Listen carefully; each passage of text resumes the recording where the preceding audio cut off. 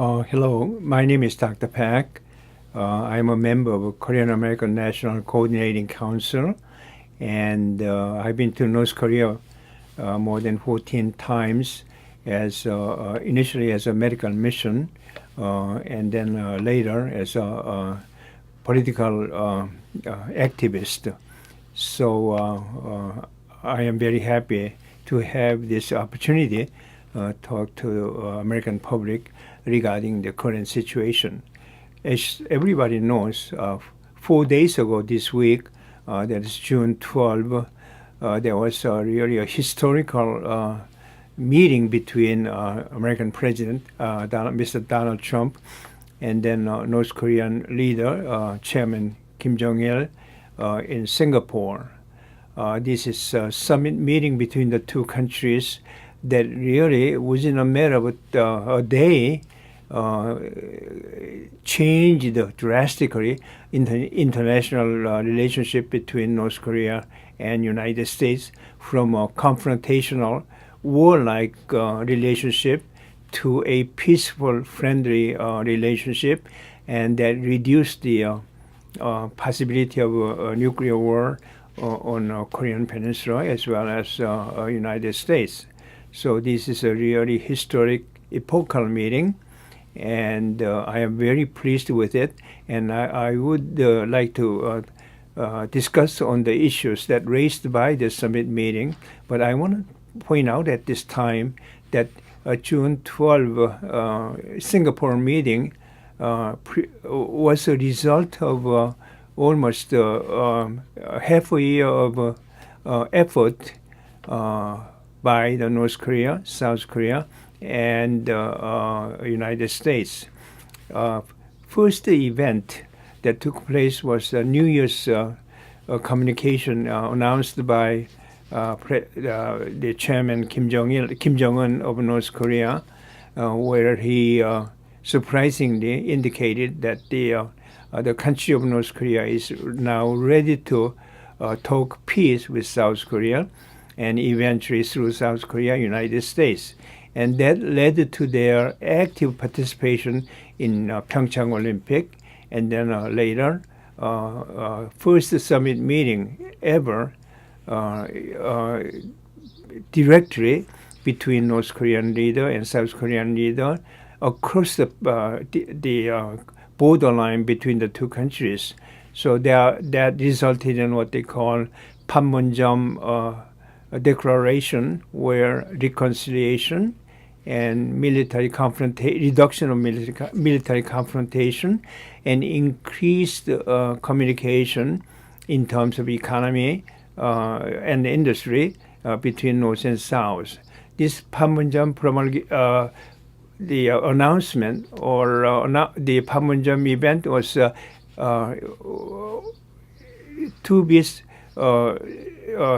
continued, leading to a summit meeting between United States and North Korea, and that is the result of it is the Singapore meeting, and therefore Singapore meeting, which is really a peacemaking epochal meeting, was initiated initially by North Korean Chairman Kim Jong-un in earlier this year, and hopefully this the Singapore meeting will continue to produce improved relationship and the eventual peaceful reunification of Korean Peninsula, and I will be talking about that a little bit more in detail. This epochal Singapore meeting actually produced a very close, friendly interpersonal relationship between President Trump and Chairman Kim, and that, of course, would be a great initiation of a peaceful relationship between the two countries. But to a large extent, it was an interpersonal relationship, and the declaration or promise made by was a very brief documentation, only about 420 words, which which summarizes that North Korea will agree to have complete denuclearization of the country, and then the United States will gradually remove sanctions placed on them in the past, and eventually lead to a peace treaty between the two countries. However, there was no any specific steps to be taken to realize those promises. Therefore, there was some item that is specific, and that would be the North Korea will allow to United States to come to their country and remove American war debts. And that is to be done. And then also Trump later, although it's not documented, that the joint military maneuver between United States and South Korea will be either diminished or canceled. And those are the specifics matters that they talked about and announced. But there are recommendations that I like to make on a personal basis to implement some of the promises that made at the Singapore meeting. And the first item that I want to propose is that there should be an establishment of a liaison office between the two countries.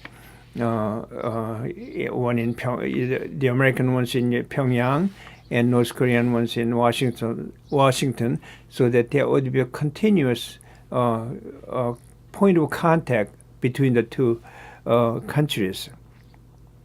And then those liaison offices will be manned by permanent representatives of those two countries, North Korea and United States.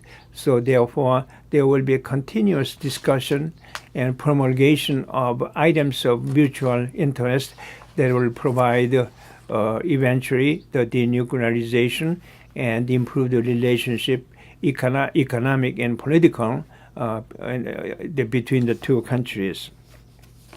I will also recommend, in addition to this, I will also recommend North Korea as a symbolic gesture, returning the U.S. worship called Pueblo that they have.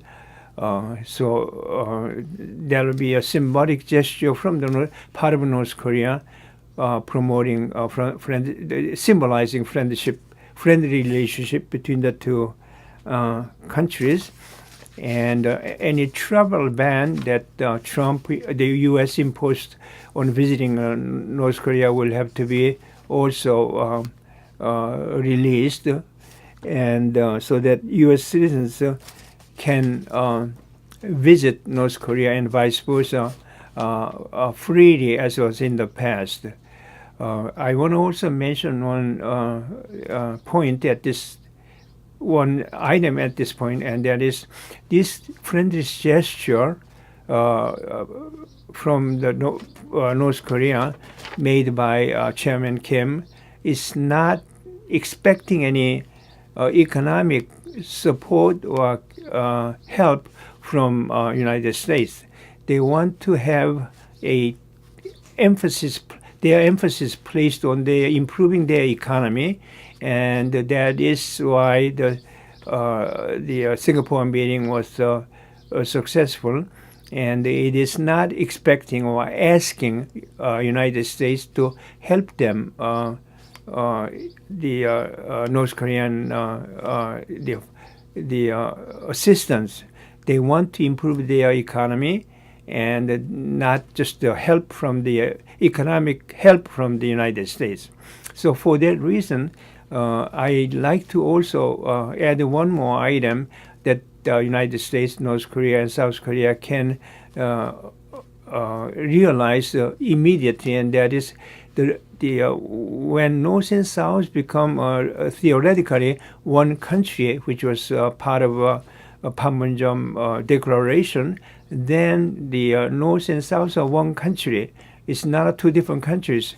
Therefore, any sanctions that had been working currently can be bypassed, so that between North Korea and South Korea, without violating sanctions, can communicate,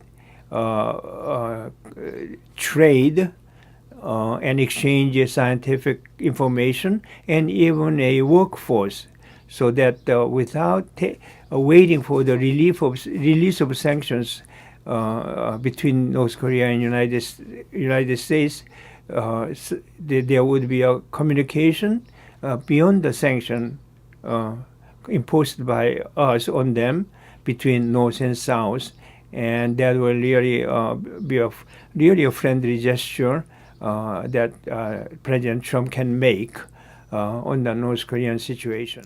I want to, at this point, to mention the fact that makes me pretty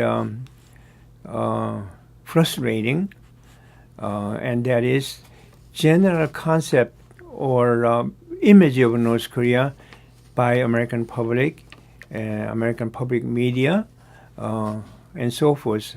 They are demonized as the country that is dictatorial, and human rights violation is talked about, and they depend a great deal, their information about North Korea, on the defectors that they have that left North Korea and came to the United States. And those are the people who left their own country because of their own reasons, but many of those reasons are not humanitarian, human rights issues, and so their image of North Korea should not be dependent on defectors' comments and witnesses. The human rights issue keeps on coming, but human rights issue, we do not have any evidence, direct evidence on this issue. And when the relationship between United States and North Korea improves, economic situation will also improve in North Korea, hopefully, and that much of the human rights issue can be resolved by improved economy. We also mentioned many times when we talk about North Korea, it's a country that is closed to the outsider, and when I visit North Korea and I communicate with North Korean people as well as government, they have a concept that their country is closed and isolated because of the sanctions imposed on them. In other words, they continue to keep saying that their country is closed from outside. So this is something that the American public must be aware, so that as the sanctions released one by one, the country will open. They also talk about dictatorship of North Korean government, and I want to mention that people in North Korea, which is about 25 million people, have had no experience with the American style or European Western style democracy. When Korea was invaded by Japan, become colonialized, then North Korea was released from feudalistic system, from royalty that governs the country. So that is not a democracy, as you see. And Japanese took over, and they had a very harsh colonial rule. So that is neither a democracy. And then when the World War II ended in 1945, North Korea was occupied by Soviet Russia under Stalin's rule. So that is not democracy. Therefore, the North Korean people, that is 25 million strong, had never experienced Western-style democracy. So this is why they are so compliant with their current socialist regime, and they are used to having a family leadership governing their own country. So they are not forcefully placed under Socialist Party of National Socialist Party of North Korea. They have no perception of democratic society as a population in general, and this point will have to be also recognized and understood by the American public.